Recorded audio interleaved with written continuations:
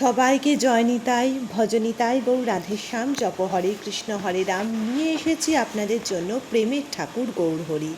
এর পূর্বদিন আমরা পর্ব 28 পর্যন্ত পাঠ করেছিলাম। আজ তার পরবর্তী অংশ, অর্থাৎ আজ হলো আমাদের পর্ব 29। পূর্বদিন আমরা পৃষ্ঠা 48 পর্যন্ত পাঠ করেছিলাম, যার পরবর্তী অংশ থেকে আমরা পাঠ করব। আমাদের চলছিল মহাপ্রকাশ। জয় নিতাই। শ্রীবাস অদ্বৈত প্রভুর কথায় বড় ব্যস্ত হয়ে বলেন, বাৎসল্য স্নেহবশত ইনি যা বলেছেন তা কখনো অপরাধ বলে গণ্য হওয়া ঠিক নয়। সমস্ত ভুলে আপনি এখন কৃপা করুন। শচীমা তখন নিমাইকে পুত্রজ্ঞান লুপ্ত হয়েছে।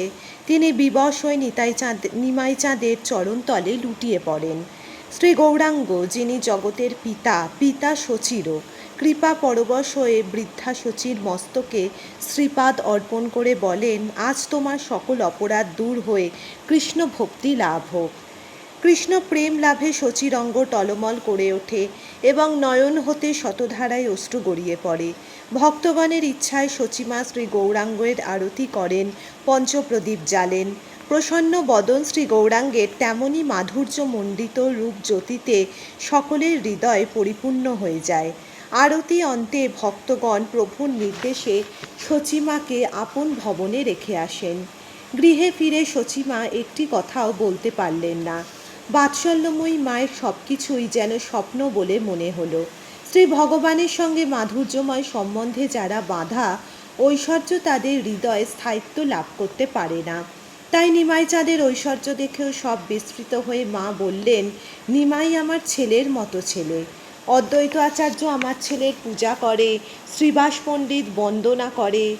একদিন জগতের সবাই আমার নিমাইয়ের পূজা করবে, এ কি আমার কম গর্ব? আরতির পর ভক্তদের দেবগৃহের বাইরে অবস্থান করেন। মহাপ্রভুর আদেশ ব্যতীত কেউ ভেতরে প্রবেশ করতে পারছেন না, বা সে সাহসও নেই।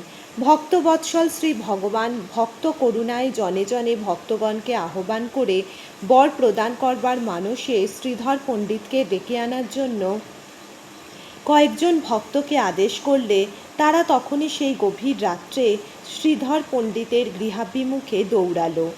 খোলাবেচা শ্রীধর ব্রাহ্মণ সমাজে অপাংক্তেয় হয়ে একাকী শ্রী ভগবানের নাম নিয়ে কালাতিপাত করেন। ভক্তগণ দেখেন নির্মিলিত নয়নে মধুর কণ্ঠে তন্ময় হয়ে তিনি হরিনাম করছেন। তখন ভক্তদের মুখে শ্রী ভগবানের আহ্বান বাণী শুনে শ্রীধর আনন্দে তার সর্ব অঙ্গ অবশ হয়ে গেল। তিনি শ্রীহরি শ্রীহরি বলে রোদন করতে লাগলেন। ভক্তগণ তাকে ধরাধরি করে শ্রী গৌরাঙ্গের সম্মুখে নিয়ে এলে শ্রীধর দেখেন সেই চঞ্চল ব্রাহ্মণ কুমার নিমাই পণ্ডিত অদ্ভুত জ্যোতি মণ্ডিত হয়ে উপবিষ্ট আছেন এবং তার দিকে চেয়ে মধুর হাস্য করছেন।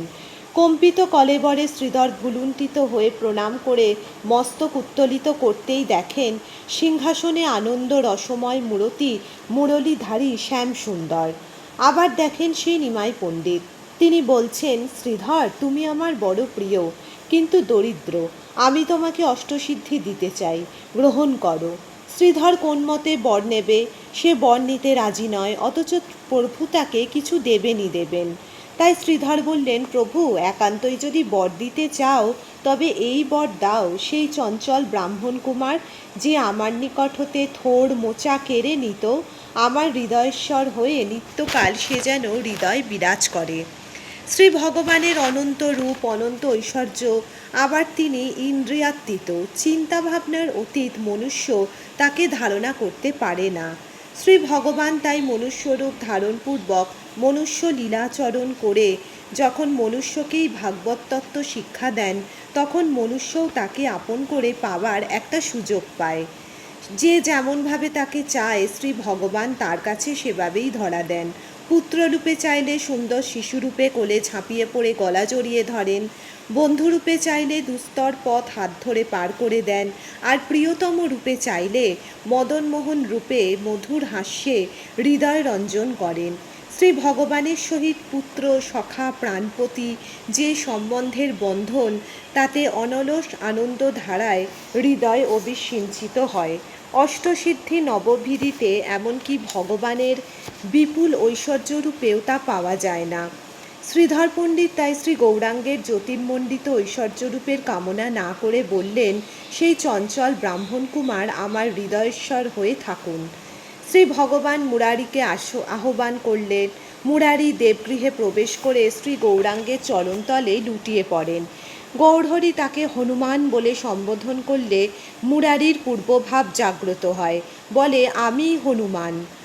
দেখেন সম্মুখে তার আরাধ্য দেব শ্রী রামচন্দ্র বামে সীতাদেবীকে নিয়ে সিংহাসনে বিরাজ করছেন। মুরারি তখন কৃতাঞ্জলি হয়ে শ্রী রামচন্দ্রের স্তব করতে লাগলেন। গৌরহরি মুরারিকে বর প্রার্থনা করতে বলেন, কিন্তু একনিষ্ঠ ভক্তের হৃদয় ভগবতময়, তার নিজের জন্য চাইবার আর কিছুই থাকে না। ভগবানই সেখানে বিবিধভাবে জাগ্রত করে রসাস্বাদন করিয়ে আপনি আস্বাদন করেন। মুরারি কিছুই চাইলেন না। গৌরহরি বললেন, তুমি কিছু না চাইলেও আমি বলছি, তোমার আমাতে প্রেম লাভ হোক, অর্থাৎ গৌর প্রেমে মাতোয়ারা হও।